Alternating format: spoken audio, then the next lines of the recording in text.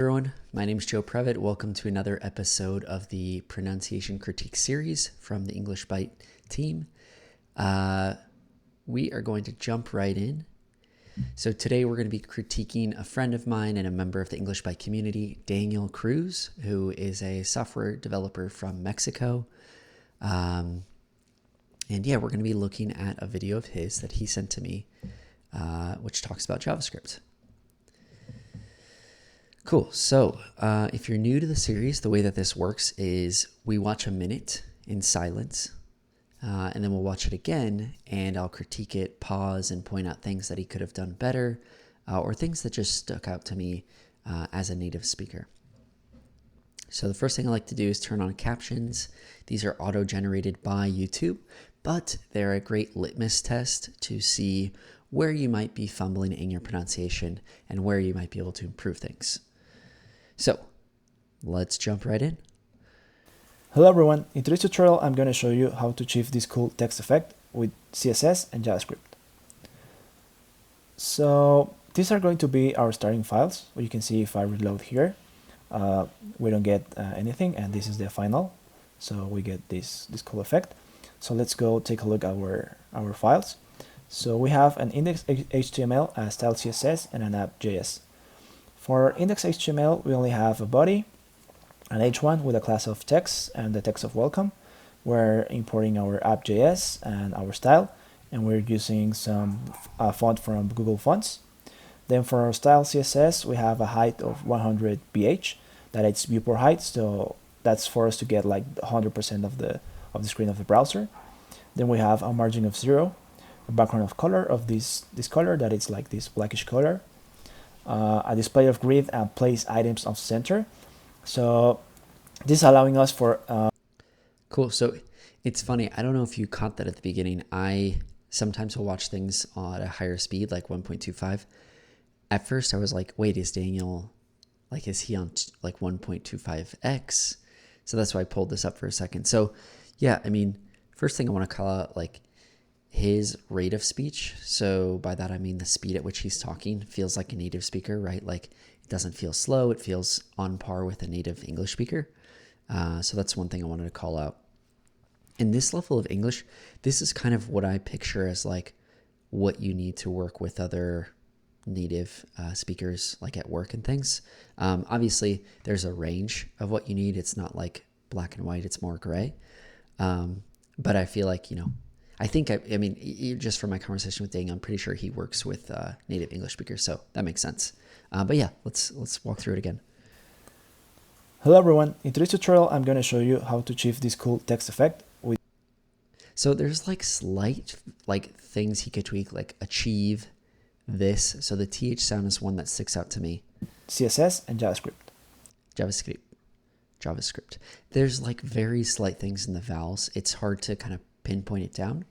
But maybe if you kind of compare how he says it and how I say it, you might hear a slight difference. So these are going to be our. That felt very natural. So like very native speaker like. Our starting files. You can see if I reload here, we don't get anything. We don't get. So something about that was a little, I can't say exactly. So if you see I reload here, we don't get anything.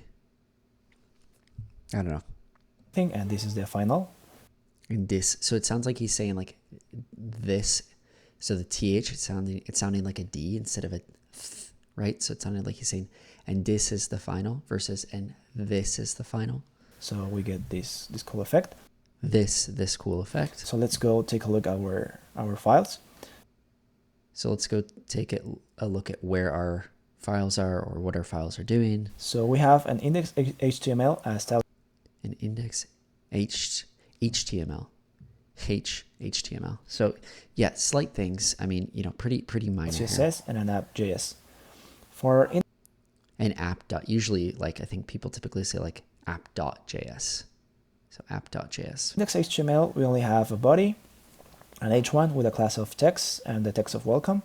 We're importing our app.js and our style, and we're using some font. Using. So more like a z sound, using, using. So very slight difference, right? Because if I remember correctly, I don't think there's a z sound in Spanish. I think it's just, right? So here in English, when you have a vowel, an S, and a vowel, it makes like a z sound, using. Font from Google Fonts. Then for our style CSS, we have a height of 100 ph. Height. So again, very subtle things, right? Height. That it's viewport height, so that's for us to get like 100%. That's for us to get like, so I'm trying to, I can't put my finger on what it is. For us to get like, there's something there in the vowels. And again, I think this happens to me in Spanish. This happens to other people in English, like the vowels, because there's like slight rounding and slight differences that kind of give it away, so to speak. But like regardless, like it's very easy to follow his English. Of the screen of the browser. His intonation too, like the screen of the browser, like kind of like airing up a little bit. Then we have a margin of 0, a background of color of this color. Color. So I'm picturing his lips going like color, like that, versus like color. It's a little bit more open, relaxed, I guess. Versus I think in Spanish it's a little bit more closed. Color, right? That it's like this blackish color. Blackish color. So yeah, so that the color there, the vowels in that, something you could work on. A display of grid and place items off center. The schwa, maybe even too, of grid. So this is allowing us for to have the text center in the screen. Cool. So yeah, so again, hopefully that's helpful. I mean, the whole point of this series is to kind of like, it's really to get to that next level and just see, other people getting critiqued so that you can kind of learn how to critique yourself, which is what I try and do, when I'm learning a language as well. So hopefully that was helpful. If you want to be critiqued, shoot me a message, get in contact somehow, Twitter, wherever. And last, if you want to support this series, head over to englishbyte.com and subscribe. This is all content for the newsletter. That's kind of what's motivating me to do this. And it's the best way to improve your English and land a remote dev job. So hopefully I'll see you there.